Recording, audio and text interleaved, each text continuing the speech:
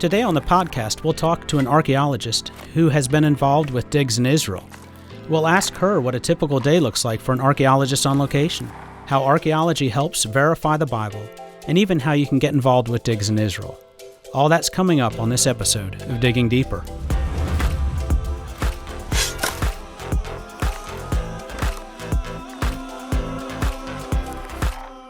Welcome to Digging Deeper, the podcast where we talk about the geography, archaeology, people, and cultures of the lands of the Bible.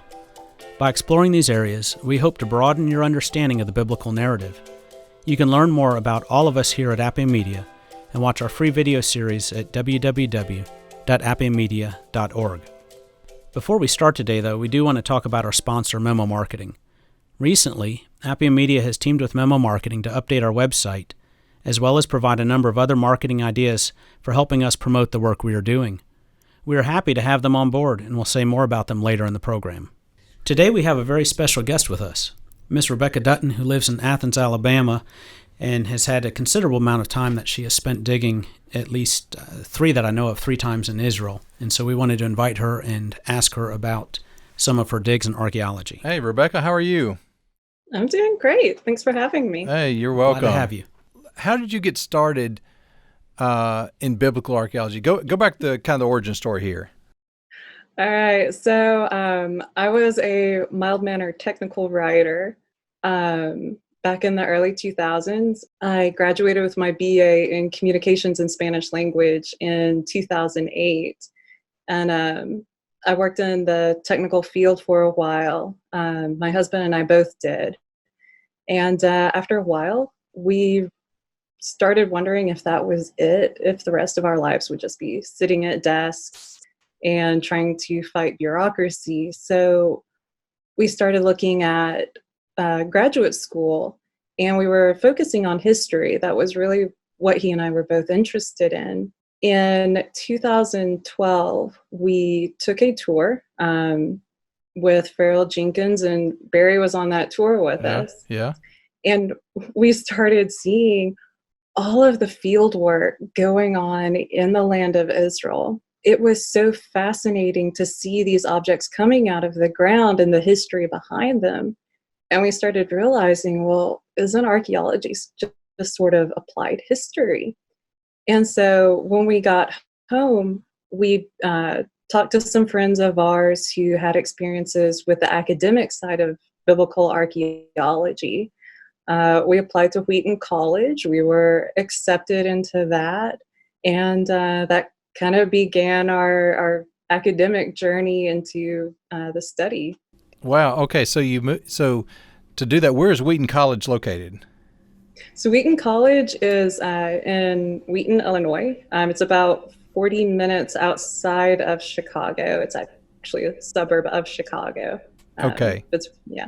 Okay, so you and your husband had to move from the North Alabama area up to the Chicago area to do this.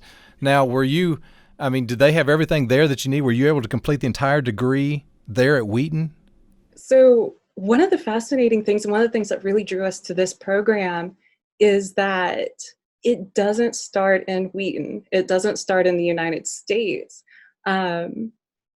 Our program actually began in June of 2013 with a fieldwork experience in Ashkelon. So we had 6 weeks of digging in the field, getting our hands dirty, making sure that we could actually do this for the rest of our lives. Yeah. And then following that dig experience then was a study abroad semester in Jerusalem at Jerusalem University College. So it was a very strong immersion into archaeology, into the culture of Israel and the ancient Near East, right at the beginning of the program. And I really admired that about the program because it got you in quickly, got you in deep. And when we got to Wheaton then, we were ready to hit the ground running. Wow, that's fantastic. Now, how long does it take to get that degree?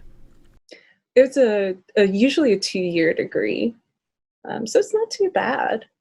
So is this an equivalent of like a master's degree? Yeah. So This would be a master's degree in ancient Near Eastern history and archaeology. And how much of that time do you spend actually at dig sites or out of the country, and how much time would you spend in the Wheaton area? Only the first season is required in the program, but the professors do really encourage you to return during the summers to participate in digs, just to kind of keep your experience going, keep building your repertoire of knowledge and actual physical work, just to give you more information to grapple with in your own research. That's great. Now, have there been any memorable things that happened while you're on digs? Yes. I mean, one of the most memorable things is just that first moment that you find a non-pottery artifact. Just that moment, for me, it was a bead. I dug up a Philistine bead and stood there and held that in my hand and thought, this doesn't look a whole lot different from the beads in my own jewelry. Maybe these people were like me. Maybe they had hands like mine, goals, dreams, fears. And that really made the human connection of archaeology come alive at that moment. But there have been other non-archaeological memorable incidents. In 2015, I found out that your body needs sodium to survive. And had a really uncomfortable night in an Israeli hospital over that one. Trent and I were both there in 2014 when Operation Protective Edge broke out. And so we got to see the international politics of a Gaza-Israeli war. Right. And that was fascinating. We really thankful for the Iron Dome system there. Yes. Right. Well, you mentioned a minute ago about the Philistine bead that you found. Where that tells me that you probably were digging in a Philistine city. Where all have you participated in digs in Israel? Trent and I both participated in Ashkelon from 2013 to when it ended in 2015. We've also both worked at Tel Shimron. Trent worked there at the initial survey season, and then I worked there an additional season. And now, where's Tel Shimron located? Yeah, so Shimron is in the Jezreel Valley, the northern Jezreel, just about, I would say, probably 3 miles south of Nazareth. So Nazareth is up in the hill above the Jezreel, and then Shimron's down in the valley. All right. Anywhere else that you've participated in digs?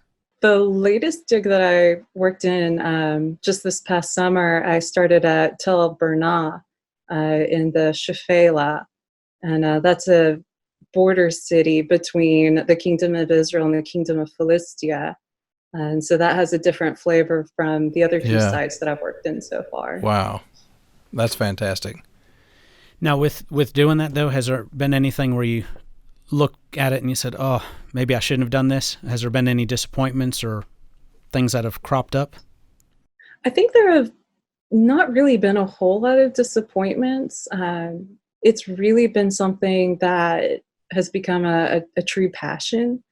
And for something like that, there are occasional disappointments, but you don't really remember those.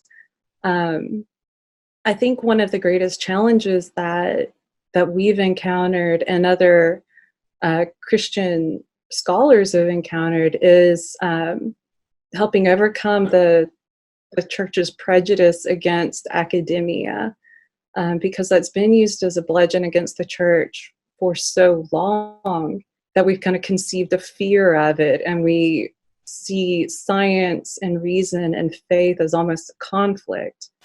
But when Christians begin taking the reins of academia and being able to understand and grapple with the facts that are literally coming out of the ground, then we're starting to see that archaeology and science is a tool for faith, rather than something to be afraid of. Wow, yeah. That's fantastic. Okay, I think we want to take a quick break because we want to talk about our sponsor that's sponsoring this podcast. But then as soon as we're back, we want to talk to you more about the logistics of an archaeological dig. Sounds great. Is your business in need of a website redesign, or maybe even a brand new website? We at Appian Media had that problem, and we want to take a second to tell you about our sponsor for the Digging Deeper podcast, Memo Marketing. They're a full-service marketing company that can take care of all your company's marketing needs, including websites. Yeah, when we wanted to redesign our website, we reached out to Memo Marketing, and it really, the process could not have gone better. We had some special things that we needed on our website, video plugins, for instance, an e-commerce website, and a lot of other components that were difficult to implement. But when we called Matt and his team up at Memo Marketing, they jumped right into it and gave us exactly what we wanted. Yeah, I've been very happy with our website.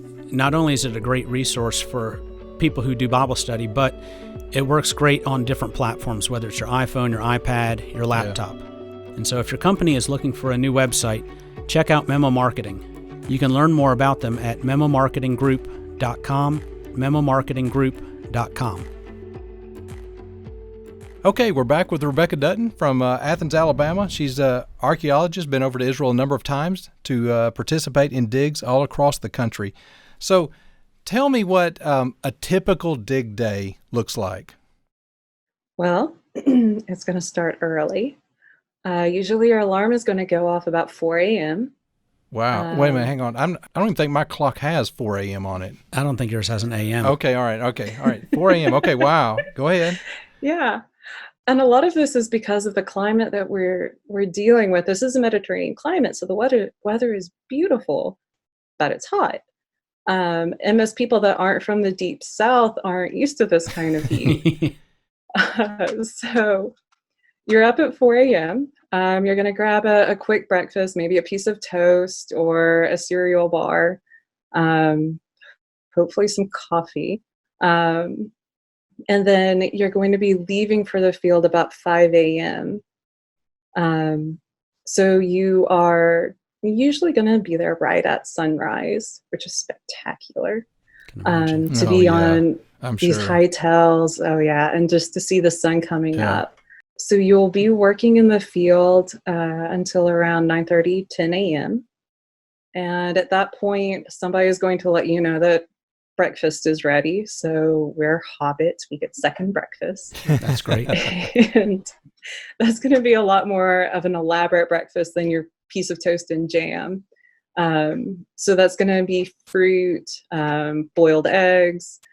It's usually kosher. So you're not going to have meat and dairy together. Right. But eggs and fish don't count as meat. Yeah. So you get to have your eggs, your tuna. Sometimes they'll bring pastries or a hot omelet. One of my favorite things that we had at Tel Bernal was shakshuka, which is a egg, like poached egg and tomato dish. Afterwards, then everyone goes back to work until about 11. We have a fruit break. So everybody pulls out an apple or peach or something that they stowed away from breakfast. So you have a quick snack to kind of refresh you, and then you're usually going to be finishing up your field work around 12. And that's so that you can do a final sweep. The photographers can come in, take final photos for the day. Your GIS people can take all of their measurements. You can cart everything down to the trucks. And then lunch is usually back at your base camp at around 1. Some of us really like to have it at 1:30 so we can go and get a shower first, which is delicious at that point. Yeah. And then after lunch, around 3, you usually have pottery washing. So all of the pottery, all of the artifacts that you found over the course of the day are processed at that point. Any bones are washed as well. And while everyone's washing pottery, your staff members and your dig directors are going to be sitting around a table reading the pottery. We call it pottery reading, which is actually they're just looking at the pottery. They're giving dates for that pottery, and that could usually something along the lines of, okay, well, this is Iron Age 1, this is Iron Age 2C, because it turns out that Iron Age has 3 parts and multiple letters. Right, okay. And once pottery washing, pottery reading is over, we kind of get a siesta until around 4 or 5 o'clock. then usually there's an evening lecture. So these are field schools. And so we have students, and these students are earning college credit for this. Wow. Okay. And so, yeah, they get a lecture in the evening, and usually it's a staff member, and it's their area of expertise. So at Tel Bernat, we heard about weaving methods from one of the staff members, Debbie Casuto. We heard about bones from our zooarchaeologist, archaeobotanist, ceramicist, everybody with their specialties going to tell us. That's fantastic. Yeah. It's fascinating. Yeah, that's really good. Yeah. And then dinner, and by the time dinner is done, the sunset, you're worn out. And at that point, we call it the 8 p.m. push, where you're just trying to stay awake until 8 p.m. And that's kind of, for volunteers, that's a time to just relax, cut loose, talk, just kind of socialize. For staff members, that's our time to collect our thoughts, finish up our final notes for the day, and then everybody wants to go to bed.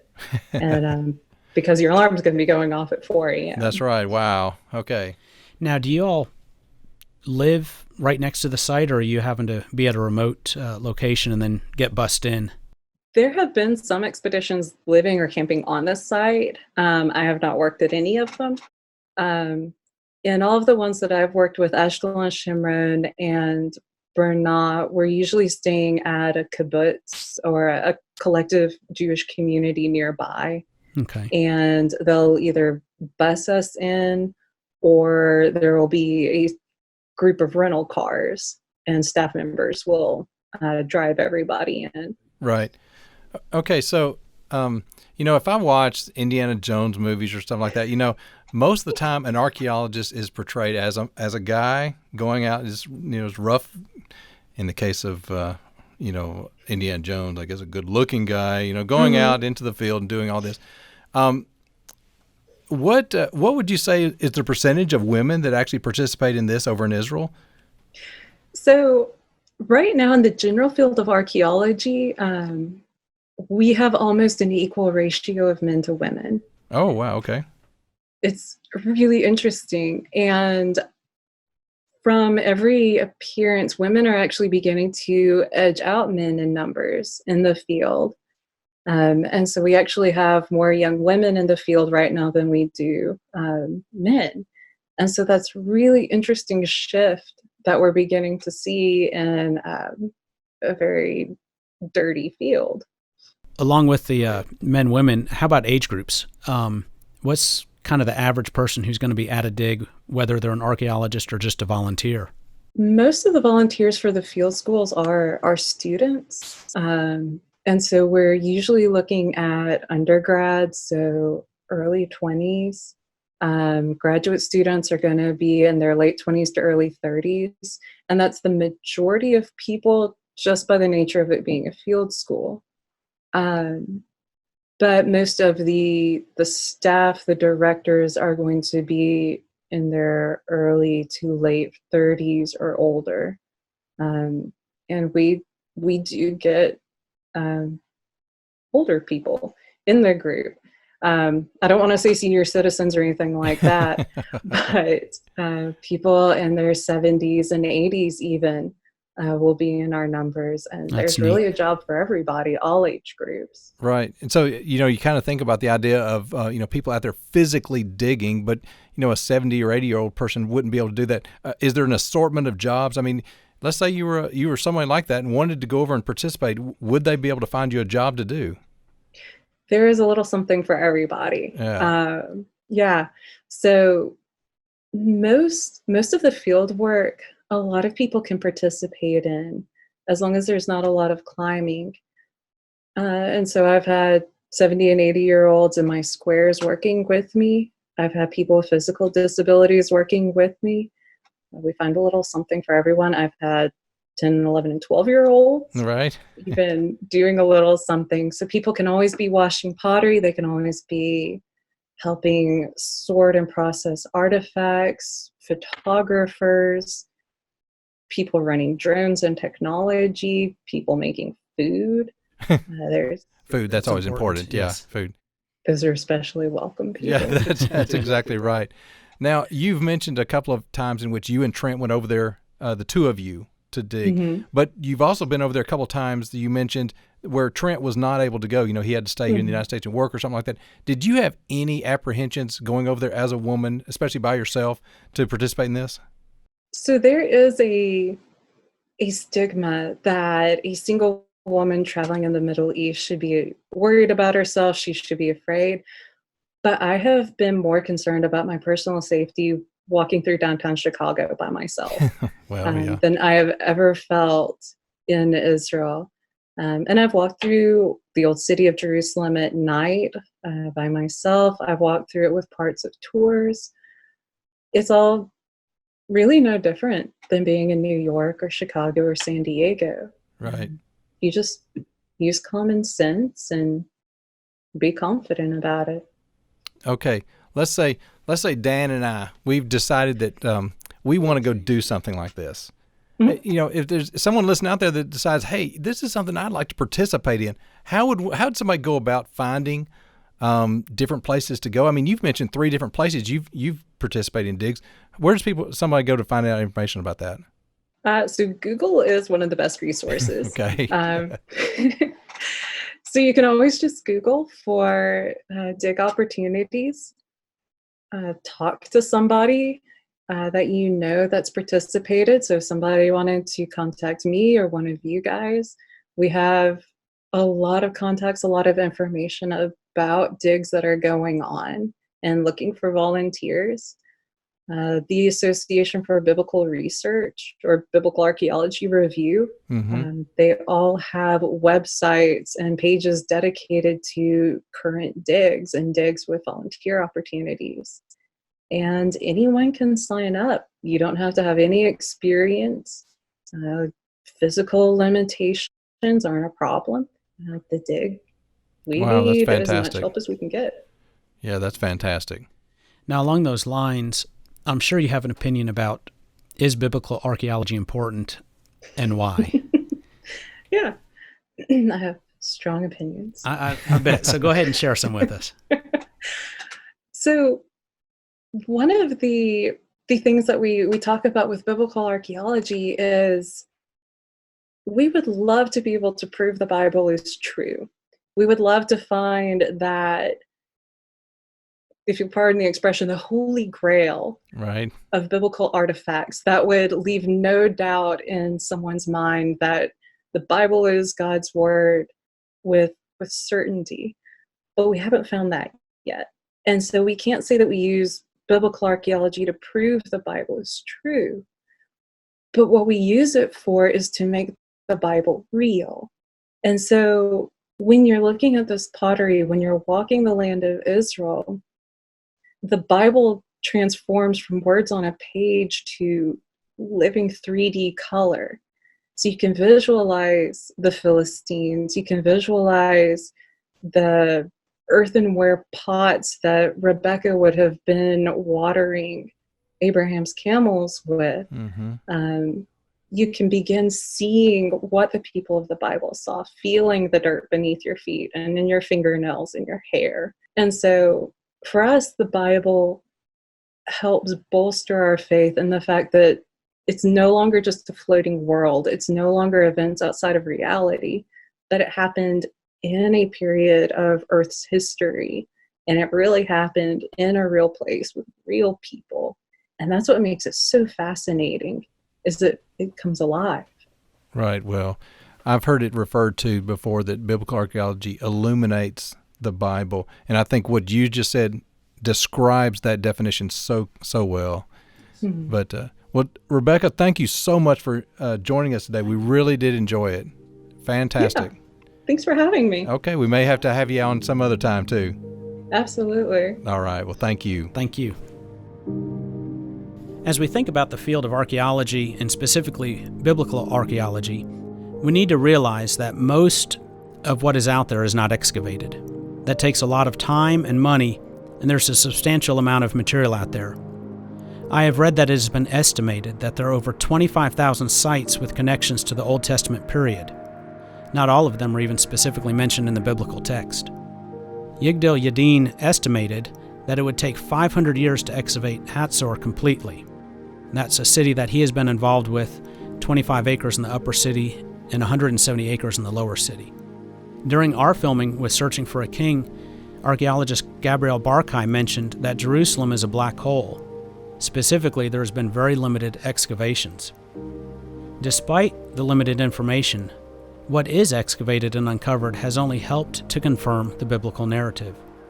Archaeologist Nelson Glulek has stated, "I've excavated for 30 years with a Bible in one hand and a trowel in the other, and in matters of historical perspective, I have never found the Bible to be in error." He also stated, "As a matter of fact, however, it may be stated categorically that no archaeological discovery has ever controverted a biblical reference. The Bible is not a science book, an atlas, or even a history textbook. But when we look at these areas in the Bible, we see it as accurate. If the Bible states a location or a historical happening, we can rest assured that it is where and happened when the text claims. Archaeology keeps confirming the Bible story. We don't have to fear study and exploration. The more I read, the more my faith is strengthened. The field of archaeology should build our faith as it is constantly proving the biblical text as accurate."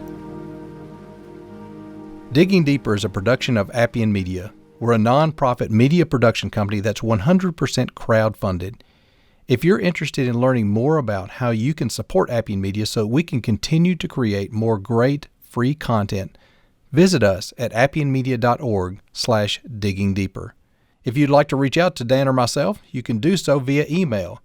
Dan's email address is dan.kingsley@appianmedia.org, and my email address is barry.britnell@appianmedia.org. We'd love to hear from you and answer any questions that you may have.